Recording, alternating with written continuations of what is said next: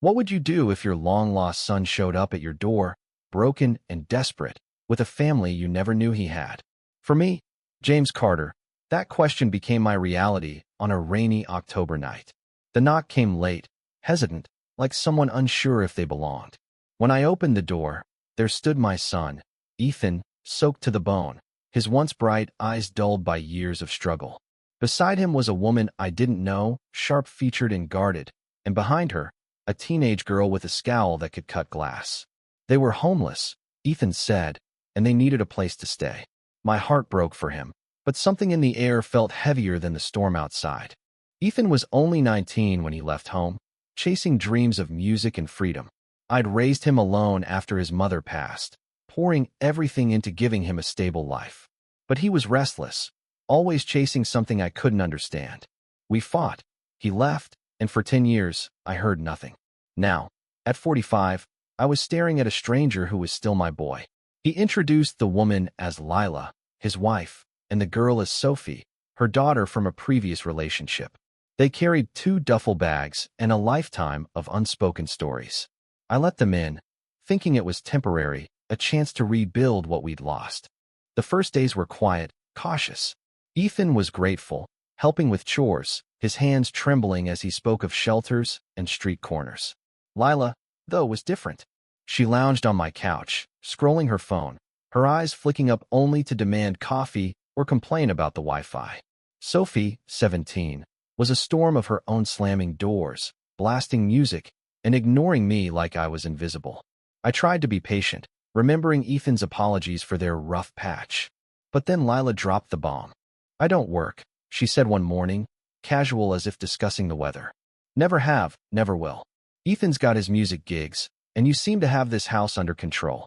So, you can handle Sophie too. She's a handful, but you'll figure it out." I stood there, coffee mug burning my hand, stunned. Handle Sophie? I was a retired mechanic, not a parent to a rebellious teen I didn't know. Ethan, sitting nearby, stared at the floor, silent. My son, my own flesh and blood, wouldn't meet my eyes. Days turned into weeks, and the house became a battleground. Sophie skipped school, snuck out at night, and left dishes piled high. Lila spent my grocery money on takeout, claiming she couldn't cook. Ethan tried to mediate, but his voice was weak, worn down by years of surviving Lila's demands. I wanted to scream, to throw them out, but every time I looked at Ethan, I saw the boy I'd taught to ride a bike, the one who'd cried when we buried his mother. How could I abandon him now? One night, I found Sophie in the garage, crying over a photo of her real father. She confessed she hated Lila's laziness, hated being dragged from one mess to another. "I don't want to be like her," she whispered. That was the crack in the wall. I started small, helping Sophie with homework, teaching her to change a tire.